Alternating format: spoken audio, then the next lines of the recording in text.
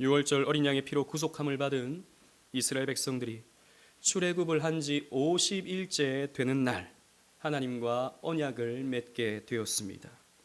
이 언약은 2주 전에 우리가 말씀을 나누었던 것 같이 구약교회를 탄생시키는 교회 언약이었습니다.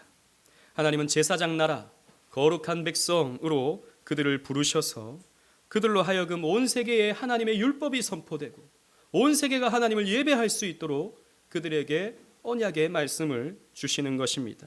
그래서 그 율법으로 말미암아 거룩한 백성이 되게 하심으로 그 거룩함이 세계 곳곳에 퍼져나갈 수 있도록 하나님께서 계획하신 것이죠. 그래서 하나님은 당신을 낮추셔서 이스라엘 백성들과 언약을 맺어 주십니다. 그래서 그 언약의 첫 말씀이, 그 언약의 첫 부분이 바로 이 십계명 말씀입니다.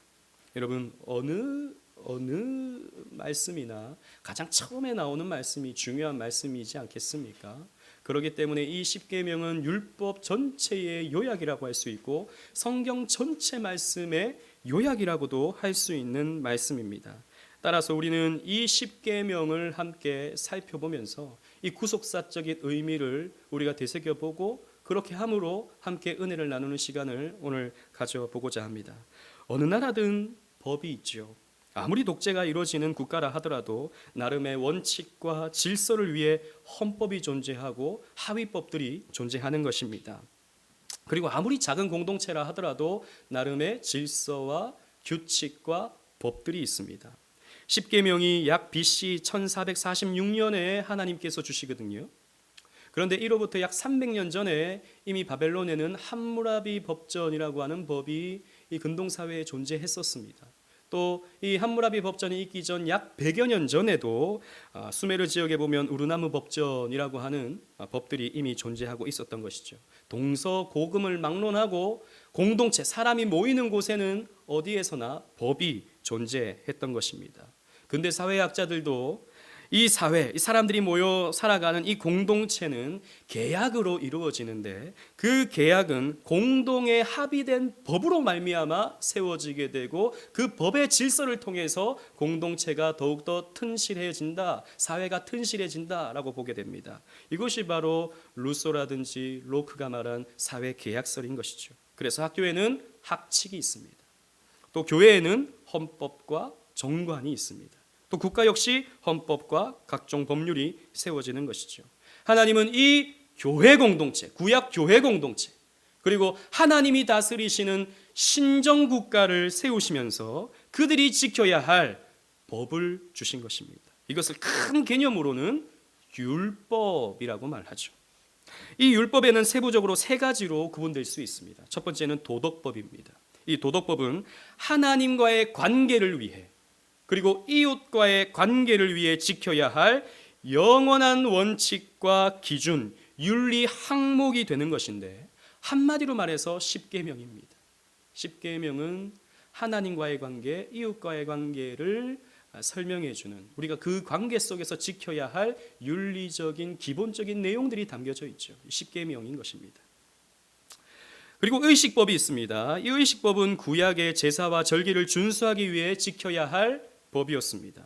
이스라엘 백성들이 하나님 앞에 어떻게 제사를 올려드려야 하는가, 어떻게 절기를 지켜야 하는가, 이런 것들에 대한 규칙과 법이지요. 또 이스라엘 백성들의 거룩을 위해서 먹어야 할 것, 먹지 말아야 할 것, 그리고 정결한 삶을 위해서 행해야 할 여러 가지 일들, 또 금해야 할 여러 가지 일들이 이 의식법 속에 담겨져 있습니다. 출애굽기 후반에 보면 그런 내용들이 가득하죠. 레위기, 신명기에 이런 의식법들이 자세하게 소개되어 있습니다. 그러나 이런 의식법들은 오실 예수 그리스도를 상징하는 것이었습니다. 하나님 앞에 제사를 올려드릴 때 희생 제물을 바라보면서 예수 그리스도를 떠올리게 만들었던 것이죠. 그래서 실체이신 예수 그리스도가 이 땅에 오심으로 더 이상 이 의식법들은 폐하여졌습니다. 더 이상 이 의식법들은 지키지 않아도 되는 것이죠. 그리고 시민법이 있습니다. 세 번째는 시민법입니다. 이것은 신정국가 이스라엘 백성들이 지켜야 할 국가의 사회 규범들입니다. 예를 들자면 동해보복법 같은 것입니다. 성경에 보면 똑같은 해를 받았으면 똑같은 해를 그 사람에게 행하는 거예요. 저 사람이 나의 소를 죽였다. 그러면 저 사람의 소를 한 마리 가져오든지 그것을 또 죽여야 되는 것입니다. 내가 한 대 맞았다. 그럼 똑같이 저 사람도 한 대 맞아야 되는 것입니다. 동해 보복법이 그러한 법이지요. 또 형사 취수법이라는 것이 있습니다. 형수가 과부가 되었습니다. 그러면 그 형수를 동생이 아내로 삼아야 되는 것이죠. 이런 법이 이 고대 근동사회에 있었고 이스라엘에도 있었습니다. 이것이 바로 시민법인 것이죠. 이러한 시민법도 더 이상 지키지 않아도 됩니다. 폐하여졌습니다. 왜냐하면 신정국가 이스라엘이 더 이상 존재하지 않기 때문이죠. 따라서 우리가 오늘날 지켜야 할 율법이 남아있다면 그것은 도덕법인 이 십계명인 것입니다. 그러면 여러분, 왜 하나님은 이 십계명을 우리에게 지키라고 말씀하셨을까요? 우리가 읽었던 본문 1절 2절 말씀을 함께 또 읽어보도록 하겠습니다. 시작. 하나님이 이 모든 말씀으로 말씀하여 이르시되 나는 너를 애굽 땅 종되었던 집에서 인도하여 낸 내 하나님 여호와니라. 아멘. 하나님은 우리가 이 십계명을 지켜야 할 이유로서 나는 너를 애굽 땅 종되었던 집에서 인도하여 낸 너의 하나님 여호와다라고 천명하고 있는 것입니다. 무슨 말입니까? 애굽에서 노예로 살던 이스라엘 백성들을 하나님께서 구원해 주셨기 때문에, 그들을 독수리 날개로 업어 여기까지 인도해 주셨기 때문에 이 은혜를 받은 사람들은 이 율법을 지켜야 한다는 것입니다. 다시 말해서 십계명은 구원받기 위해 지켜 행해야 할 법이 아닙니다. 십계명은 구원받은 사람들이 그 감사함으로 감격함으로 지켜 행해야 할 법인 것입니다. 하나님은 너희들이 이 율법을 얼마나 잘 지키는지 내가 잘 살펴본 후에 너희를 구원하리라 라고 말씀하지 않으셨습니다. 너희들이 이 십계명 가운데 80%는 지켜야 너희들은 그 커트라인을 넘어야 구원을 받는다 라고 말씀하지 않으셨어요. 내가 너희를 구원했다. 내가 너희를 저 애굽 땅 종되었던 집에서 인도하여 내었다. 그러므로 너희들은 이 율법을 지켜 행하라. 이 십계명을 지켜 행하라 라고 말씀하고 있는 것입니다. 십계명은 구원받음에 대한 감사와 감격으로 지켜나가는 순종의 내용입니다. 그래서 십계명은 사실 복음이에요. 십계명은 복음입니다. 형태로서는 율법으로 나타나고 있지만 그 깊은 심연에는 복음이 깔려 있는 것입니다. 내가 너희를 구원한다라는 것입니다. 내가 너희를 구원했다라는 것입니다. 이 구원의 복음이 먼저 선포된 가운데 우리에게 주시는 도덕법입니다. 그러면 십계명의 핵심 내용은 무엇입니까? 우리가 잘 알듯이 하나님 사랑, 이웃 사랑입니다. 십계명은 크게 두 부분으로 나눌 수 있죠. 1계명부터 4계명까지는 하나님을 어떻게 섬겨야 하는가에 대해서 가르쳐주고 있습니다. 1계명이 무엇입니까? 너는 나 외에는 다른 신들을 내게 두지 말라라는 것입니다. 이것은 예배의 바른 대상을 가르쳐주죠. 누구를 예배해야 하는가? 다른 신들을 섬겨서는 안 된다라는 것입니다.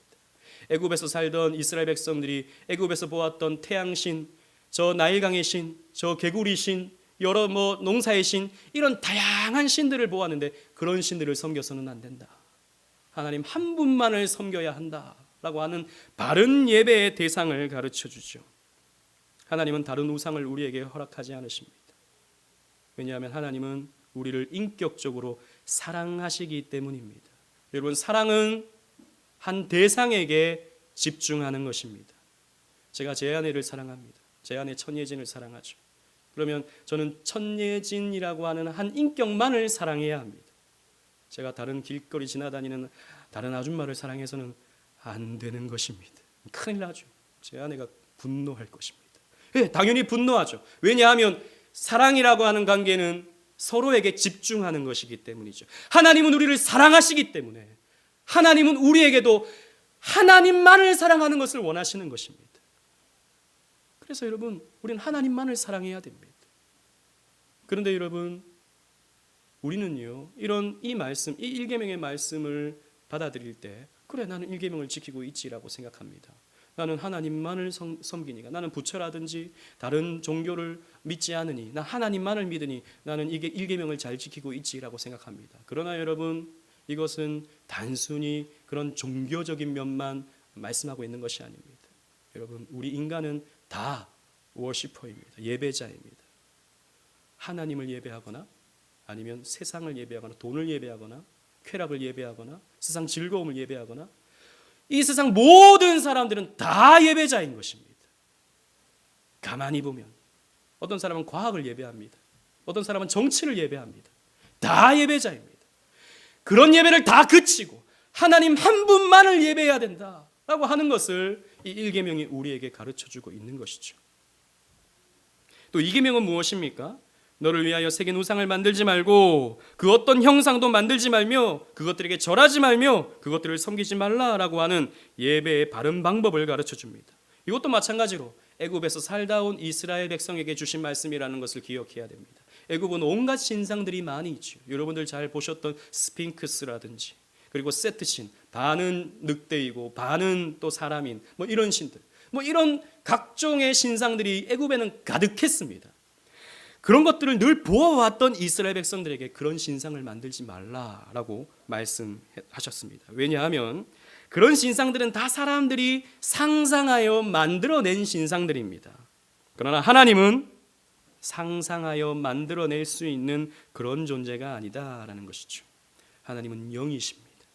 하나님은 감히 우리가 상상할 수 없고, 하나님은 감히 우리가 그려낼 수 없고, 하나님은 감히 우리가 만들어낼 수 없는, 조각해낼 수 없는 그런 크신 하나님이십니다. 그런데 우리가 하나님을 조각한다고요? 그런데 우리가 하나님을 형상화한다고요? 그건 하나님을 이 시간과 공간 속에 가둬두는 것입니다. 이런 저급한 우상을 섬기던 방법으로 하나님을 섬겨서는 안 된다. 참된 예배의 방법을 우리에게 가르쳐주고 있는 거예요. 그래서 우리는 저 다른 종교에서 행하던 그런 구습들을 가지고 교회에 와서 그것들을 행하려고 해서는 안 되는 것입니다.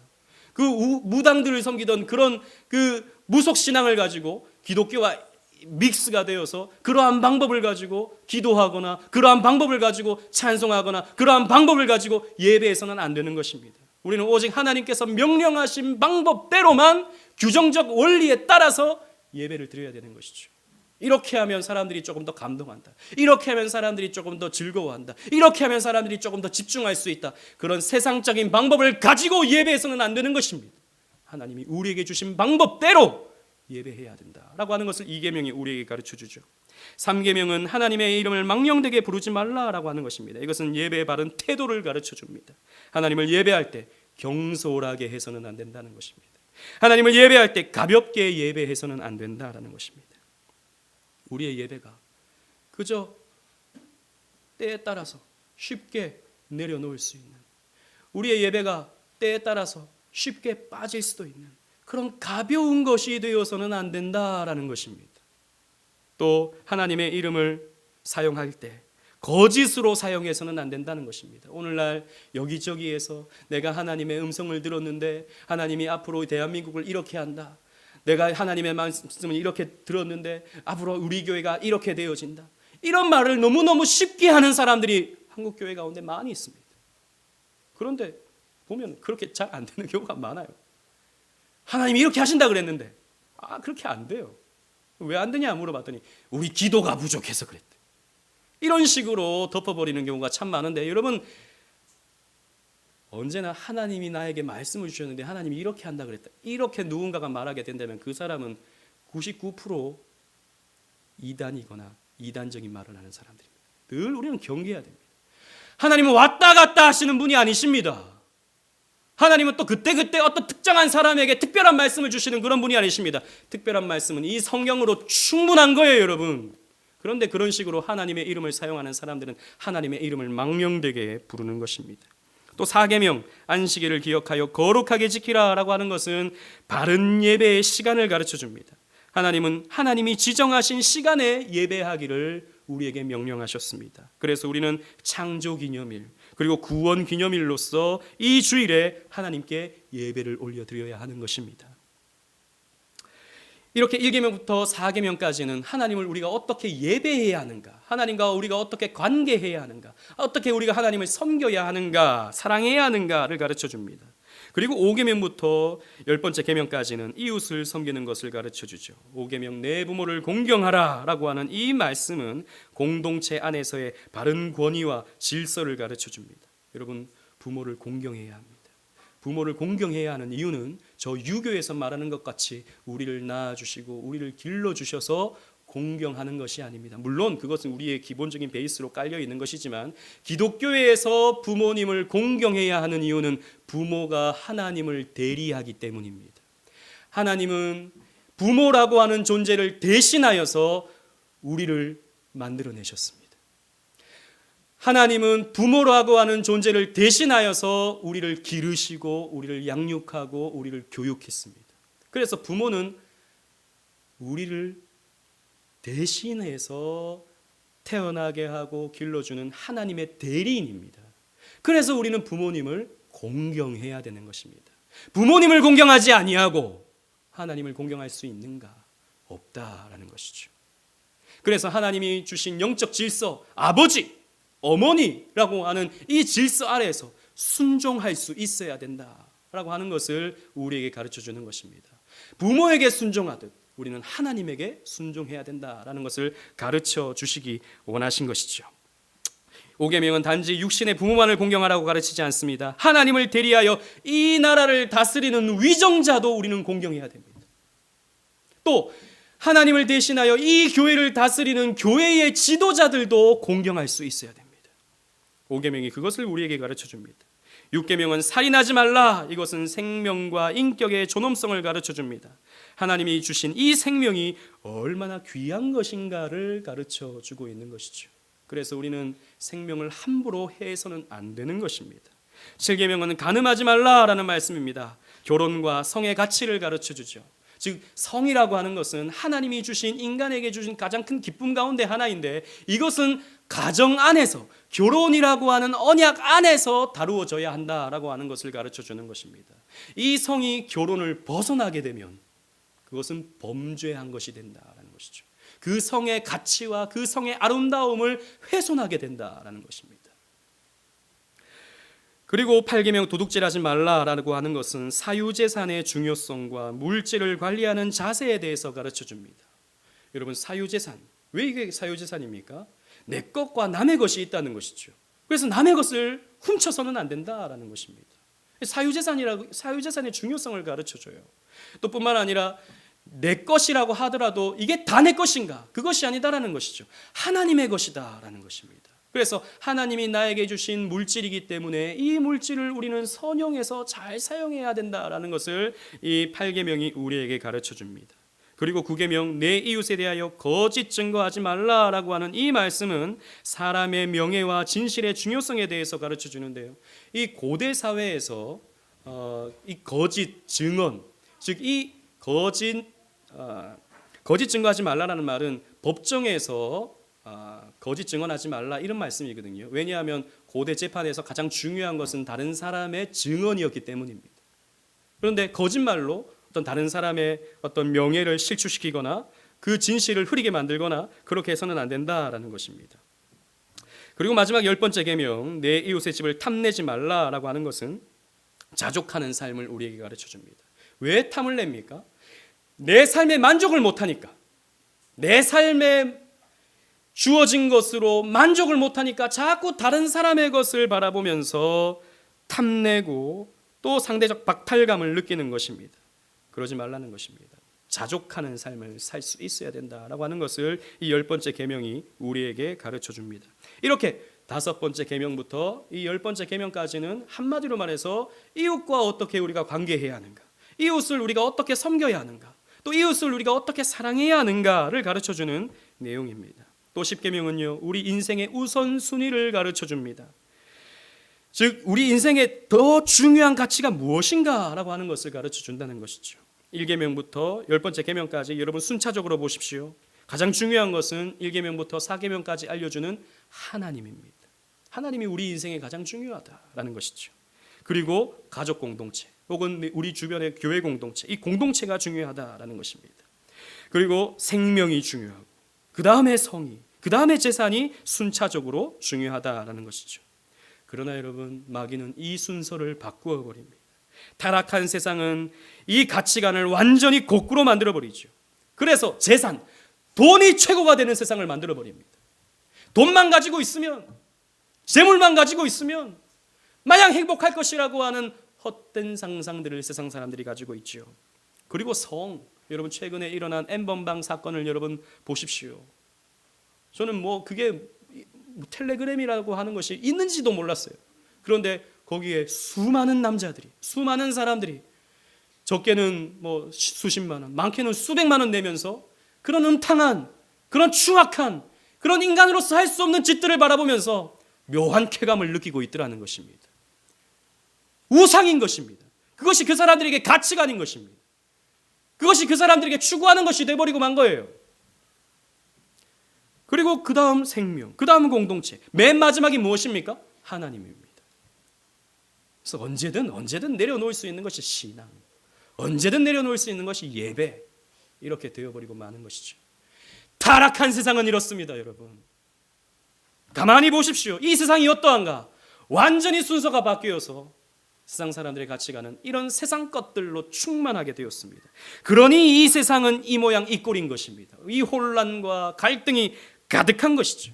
하나님은 우리가 어떻게 하면 행복해질 수 있는가, 이 구원받은 사람들이, 하나님의 백성들이 어떻게 하면 만족하고 살아갈 수 있는가를 이 십계명을 통해서 가르쳐 주시는데, 이 십계명을 놓아버리고 순서를 바꾸어버리고 함을 통해서 인간은 끊임없는 갈등과 문제와 아픔 속에서 신음하고 살게 되어 있는 것입니다. 여러분 곰곰이 생각해 보십시오. 여러분들의 우선순위는 무엇입니까? 하나님입니까? 재물입니까? 예수님은 이 땅에 오셔서 이 십계명의 의미를 바르게 세워주셨습니다. 이스라엘 백성들이 출애굽하여 십계명 받기까지의 여정을 여러분 한번 잘 머릿속에서 그려보십시오. 이스라엘 백성들은 출애굽을 했습니다. 애굽에서 나왔습니다. 그리고 홍해를 건너죠. 그 홍해를 건너는 사건이 어떤 사건이었습니까? 세례받는 것이었죠. 홍해에서 세례를 받았습니다. 그리고 광야에서 이렇게 훈련을 받았습니다. 시험을 받았습니다. 그리고 시내산에서 하나님에게 이 십계명을 받죠. 율법을 받죠. 여러분 이와 꼭 마찬가지로 예수님께서 이 여정을 겪고 오십니다.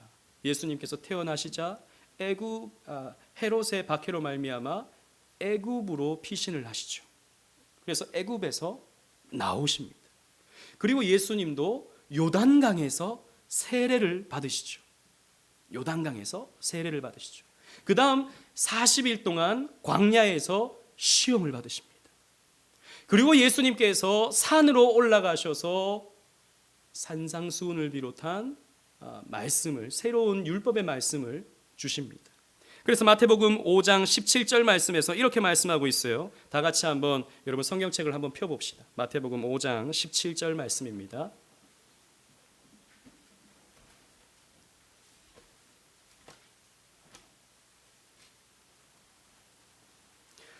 함께 읽어보겠습니다. 시작. 내가 율법이나 선지자를 폐하러 온 줄로 생각하지 말라. 폐하러 온 것이 아니요 완전하게 하려 함이라. 아멘. 내가 율법을 폐하러 온 것이 아니다. 율법을 완전하게 하기 위해서 내가 이 땅에 왔다라고 하면서 그 산에서 율법을 새롭게 해주시는 거예요. 율법을 새롭게 하시는 거예요. 그러면서 이 율법의 중요성을 말씀하십니다. 19절 말씀에 보면 그러므로 누구든지 이 계명 중에 지극히 작은 것 하나라도 버리고 또 그같이 사람을 가르치는 자는 천국에서 지극히 작다 일컬음을 받을 것이요 누구든지 이를 행하며 가르치는 자는 천국에서 크다 일컬음을 받으리라 라고 말씀하셨습니다. 이 산상수훈을 통해서 심령이 가난한 자는 부터 시작해서 8가지의 복에 대한 말씀을 주시면서 우리가 어떻게 살아야 하는지에 대한 윤리적인 말씀을 해주시죠. 그러면서 1계명부터 4계명까지의 의미를 재해석하시고 또 이웃사랑의 의미를 재해석하시는데 6계명을 다시 세우는 말씀을 한번 살펴보십시다. 우리 5장 21절로 22절 말씀입니다. 함께 읽어보겠습니다. 시작. 옛사람에게 말한 바 살인하지 말라. 누구든지 살인하면 심판을 받게 되리라 하였다는 것을 너희가 들었으나 나는 너희에게 이르노니 형제에게 노하는 자마다 심판을 받게 되고 형제를 대하여 라가라 하는 자는 공회에 잡혀가게 되고 미련한 놈이라 하는 자는 지옥불에 들어가게 되리라. 아멘. 살인하지 말라. 여러분 여기서 살인하신 분 있습니까? 여기 난 살인 한번 해봤다 하시는 분 혹시 여기 계십니까? 살인은 무시무시해서 할 수도 없는 것이죠. 그런데요, 예수님께서 너희들은 옛 계명에서 살인하지 말라라는 말씀을 들었지만 나는 너희에게 이르노니 그 계명을 완전하게 하시는데 형제에게 대하여 노하는 자마다 심판을 받으리라. 형제를 대하여 라가라는 자, 이 라가라는 말은 그때 당시에 이 비하하는 말입니다. 사람 바보 뭐 이런 말입니다. 형제에 대하여 이 바보야라고 말하는 자마다 공회에 잡혀가게 될 것이다. 미련한 놈이다라고 하는 자마다 지옥불에 들어가게 될 것이다. 즉 단순히 사람의 육체적으로 죽이는 것만이 살인이 아니라 인격적으로 그 사람을 훼손하게 될 때, 인격 살인을 하게 될 때 그것도 살인죄나 마찬가지다 라고 예수님께서 말씀하고 있는 것이죠.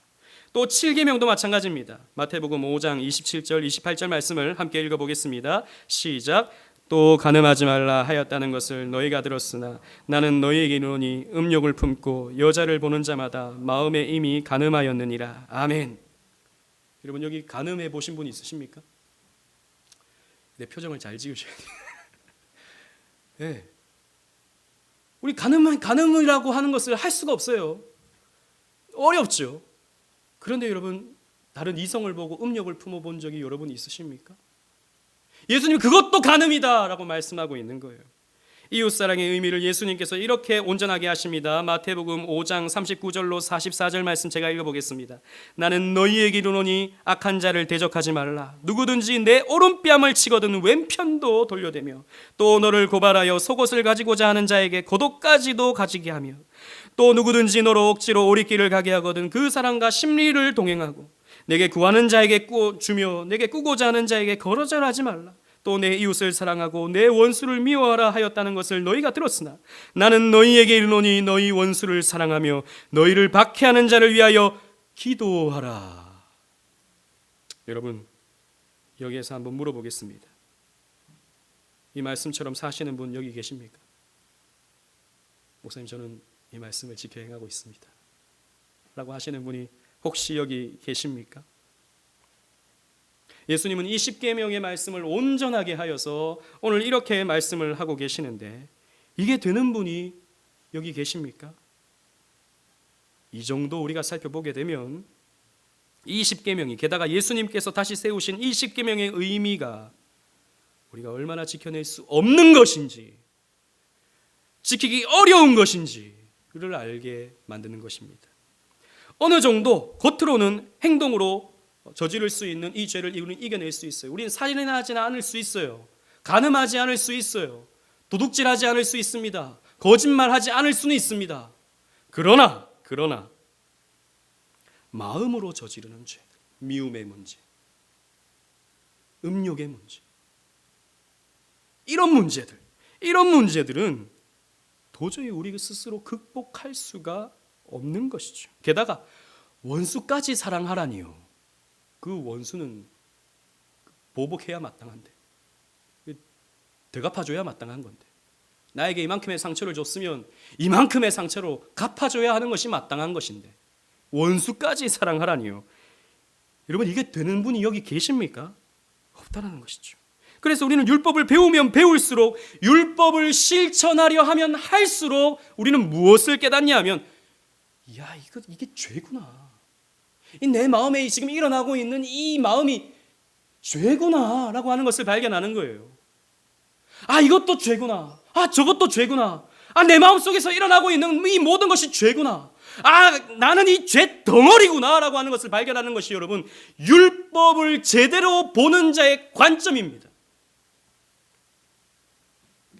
그래서 우리는 이 율법을 곰곰이 배우게 되면, 묵상하게 되면 근본적인 용도를 발견하게 돼요. 사도 바울은 이렇게 발견했습니다. 로마서 3장 20절 말씀 주보에 있는 말씀입니다. 함께 읽어보겠습니다. 시작.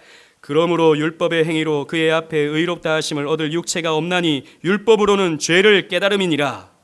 사도 바울은 누구보다도 율법을 잘 지키고 있는 사람이라고 스스로 생각했습니다. 누구보다도 실제로 잘 지켜 행했습니다. 그러나 알고 보니까 이 예수님을 만나보니까 자기가 죄덩어리인 거예요. 이것도 죄 저것도 죄 덩어리인 것입니다. 그래서 율법으로는 하나님 앞에서 의로워질 수 있는 사람이 없는 거구나. 율법은 죄를 깨닫는 것이구나. 율법은 죄를 깨닫게 만드는 도구인 것이구나 라고 하는 것을 깨닫게 된 것이죠. 그렇습니다. 율법은 우리의 무능력과 우리의 전적으로 부패함을 폭로시켜 주는 것입니다. 여러분들이 죄인이라는 것을 가르쳐 주는 거예요. 율법이라고 하는 것은 지켜서 의로워라고 준 계명이 아니라, 율법이라고 하는 것은 여러분들이 죄인이라고 하는 것을 깨닫도록 만들어준 도구인 것입니다. 그래서 우리는 이 율법을요, 지켜보려고 할수록 안 된다라고 하는 것을 발견하게 돼요. 그런데 저는 예전에 이게 참 딜레마였습니다. 애당초 온전히 지켜낼 수 없는 이 율법을 왜 하나님께서 자꾸 지키라고 하는 것입니까? 왜 예수님께서 이 안 되는 것을 왜 우리에게 지키라고 하시는 것입니까? 예수님은 누구보다도 잘 아시잖아요. 우리가 안 된다는 걸, 이 원수 사랑하는 게 안 된다는 것을, 이웃을 사랑하는 것이 이게 안 된다는 것을 우리보다 더 잘 아시는 분이 예수님이시잖아요. 그런데 왜 이것을 행하라고 우리에게 요구하시는 것입니까? 여러분, 이것입니다. 이 율법은 신비한 게 지켜 행하려고 할수록 내가 못 지킨다는 것을 알게 돼요. 즉, 여러분, 원수를 사랑해 보려고 애써 보셨습니까? 나는 그거 어차피 안 돼. 그거는 그 예수님이나 하시는 거야 라고 생각하는 사람은 머리로 알죠. 그런데 그 원수를 사랑하려고 애써 본 사람, 그 미워하는 감정을 억지로 억누르고 그 사람에게 다가가서 친절을 베풀고 용서를 베풀고 따뜻함으로 안아주고 이렇게 애써 본 사람은 아는 거예요. 이건 내 마음대로 안 되는 거구나. 내 겉으로는 이렇게 웃고 있지만, 내 행동은 지금 안아주고 있지만 이건 내 마음대로 안 되는 거구나라는 것을 체험적으로 아는 거예요. 경험적으로 아는 거예요. 나는 본질상 진노의 자녀이구나라는 것을 행해봐야 아는 거예요. 난 어차피 안 돼. 이런 사람은 모르는 겁니다. 머리로 아는 거예요. 은혜라고 하는 것을 모르는 겁니다. 행하려고 애써 본 사람, 이 계명들을 지켜보려고 몸부림쳐본 사람만이 아는 거예요. 나는 안 돼. 그래서 나에게 예수가 필요해 라고 하는 것이 생각이 드는 것입니다. 그래서 사도 바울은 이렇게 말하죠. 오호라, 나는 공고한 사람이로다. 이 사망의 몸에서 누가 나를 건져내랴. 그래서 예수님께서 오신 것입니다. 우리가 안 되기 때문에 예수님께서 오신 거예요. 우리는요 이렇게 생각합니다. 예수님이 이 땅에 오신 이유를 우리의 죄를 대신해서 십자가에 못 박히신 것, 그것을 위해서 이 땅에 오셨다라고 생각합니다. 예, 맞습니다. 그러나 그것은 50점입니다. 예수님께서 이 땅에 오신 이유는 우리 대신하여 이 십계명의 모든 율법들을 지켜 행하시기 위해 이 땅에 오셨어요. 예수님은 실제로 하나님 사랑, 이웃 사랑을 다 실현해 내셨습니다. 마지막까지도 그러하셨습니다. 그래서 성경에 보면 예수님께서 성경을 응하게 하려 하사 복음서에 보면 그 말씀이 가득합니다. 왜? 아버지의 뜻을 다 순종해 내시거든요. 왜 순종해 내시죠? 아버지를 사랑하시기 때문에. 마지막까지도 그러했습니다. 누가복음 22장 42절 말씀 함께 읽어보도록 하겠습니다. 주보있습니다. 시작. 이르시되 아버지여, 만일 아버지의 뜻이거든 이 잔을 내게서 옮기시옵소서. 그러나 내 원대로 마시옵고 아버지의 원대로 되기를 원하나이다 하시니 아멘. 예수님은 아버지의 뜻에 온전히 순종해 내셨어요. 그 율법을 다 순종해 내셨습니다. 또 예수님은 이웃인 우리를 위하여 자기 목숨까지 내어주심으로 말미암아 이웃사랑을 나타내 주셨습니다. 요한복음 15장 13절 말씀도 함께 읽어보겠습니다. 시작. 사람이 친구를 위하여 자기 목숨을 버리면 이보다 더 큰 사랑이 없나니 아멘. 예수님은 죽으심으로, 우리를 위하여 죽으심으로 자기의 사랑을 우리에게 나타내 주셨습니다. 게다가 예수님은 십자가에 달려 죽으시면서까지 뭐라고 말씀하셨습니까? 아버지, 저들은 저들의 죄를 알지 못하나이다. 저들을 용서하여 주옵소서라고 하는 원수 사랑까지도 나타내 보여주셨습니다. 이렇게 예수님은 십계명을 온전히 지켜내신 유일한 사람이었습니다. 따라서 율법은 우리 대신 십계명을 다 지켜 행하신 예수 그리스도께로 우리를 인도합니다. 사도 바울은 이것을 깨달았습니다. 갈라디아서 3장 24절 말씀, 주보에 있는 말씀 함께 읽어보겠습니다. 시작. 이같이 율법이 우리를 그리스도께로 인도하는 초등교사가 되어 우리로 하여금 믿음으로 말미암아 의롭다함을 얻게 하려 함이라. 아멘. 율법이 우리를 그리스도께로 인도하는 초등교사, 예전에 성경에는 몽학 선생이라고 표현했었는데 우리를 끌고 가는 교사라는 것입니다. 어디로 끌고 가요? 예수 그리스도 앞에, 십자가 앞에. 율법 준수에 실패했음을 깨달은 자는 나는 안 되는 거구나 라는 것을 체험적으로 경험적으로 깨달은 자는 스스로 의에 이룰 수 없음을 확인함으로 그 율법의 저주와 그 심판으로부터 탈출하기를 원하는 거예요. 그래서 어디로 가게 됩니까? 예수 그리스도께로 가게 되는 것입니다. 그래서 십자가에 달리신 예수 그리스도 앞에 우리의 죄짐을 내려놓아요. 그리고 예수께서 획득하신 그 의로움을 우리에게 주실 때 우리는 받아 누리게 되는 것입니다. 십자가 앞으로 우리가 나아갈 때 그 위대한 교환이 이루어지게 되는 것입니다. 그러므로 여러분, 이 예수를 믿어야 됩니다. 우리가 예수를 믿는다고 할 때 무엇을 믿습니까? 예수라고 하는 그냥 그 대상을 믿는 것입니까? 아닙니다. 우리의 죄를 가져가시고 우리에게 이 획득된 의를 주시는 그 예수 그리스도를 믿어야 하는 것입니다. 여러분, 이 예수를 믿으시기를 바랍니다. 그냥 믿지 마시고 나의 죄를 가져가시고 나에게 의를 주신, 나는 아무것도 안 했는데, 나는 이룰 수 없었는데 그 의를 주신 그 예수 그리스도를 믿으시기를 바라요. 그러면 또 우리 이렇게 생각합니다. 그래, 십자가에서 나의 모든 죄를 가져가시고 나에게 그 의를 주셨으니까, 그래, 십계명은 내가 지켜낼 수 없는 거니까 이 십계명은 지키지 않아도 되는 거구나 라고 생각할 수 있습니다. 여러분, 그럴 수가 없는 것입니다. 그러지 못하게 됩니다. 왜냐하면 그리스도 안에서 새롭게 된 사람들은 이제 그리스도의 삶이 우리의 삶에서 나타나게 되어 있기 때문이에요. 하나님을 사랑하고 그리스도를 사랑하게 되면서 우리는 하나님의 기쁨이 되고 싶어요. 그래서 자발적으로 우리는 이 십계명을 지켜 행하는 삶을 살게 되어 있습니다. 여러분, 사랑은 반드시 순종을 낳게 되죠. 우리가 하나님을 사랑한다라고 하는 것은 어떤 의미입니까? 하나님께 순종한다라는 말입니다. 여러분, 자녀를 키워보신 분들은 아실 것입니다. 저희 가족도 가끔씩 이렇게 가끔씩이지만 이렇게 외식을 할 때가 있는데요. 그러면 아빠 먹고 싶은 거 잘 안 먹어요. 엄마 먹고 싶은 것도 잘 안 먹습니다.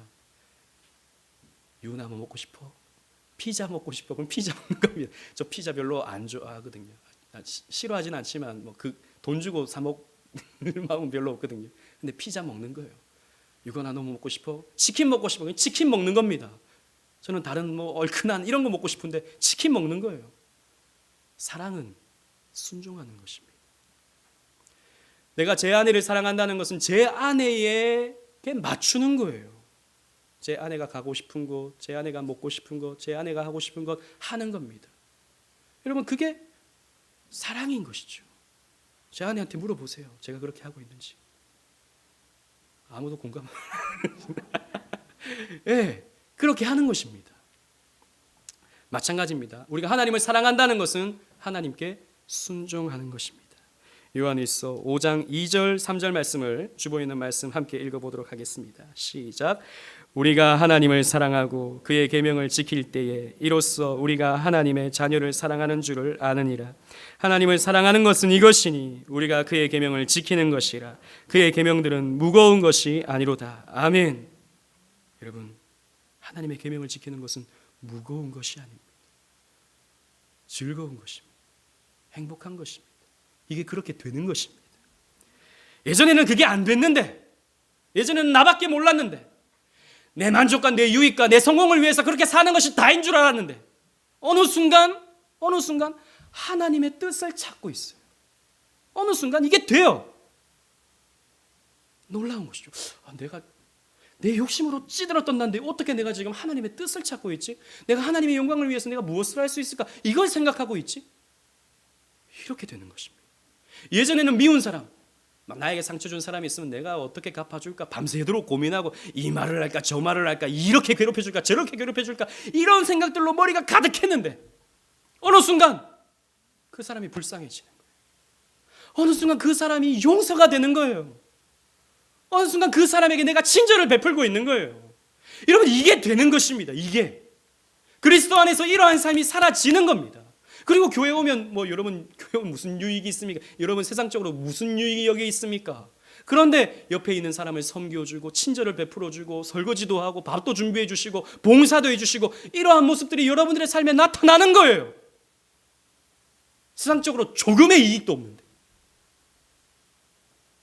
이러한 모습들이 우리에게 나타나는 거예요. 그럼 우리 깜짝깜짝 놀라야 되는 거예요. 사실 그렇게 욕심 많은 내가, 그렇게 나밖에 모르던 내가, 아니 저 사람이 나에게 뭘 해줬다고 내가 저 사람에게 해줘, 이렇게 생각해야 되는 것이 당연한 내가 그렇게 사랑하고 섬겨가고 있는 것을 볼 때, 아 이게 뭐지? 내 삶에 어떻게 이런 일이 나타날 수 있지?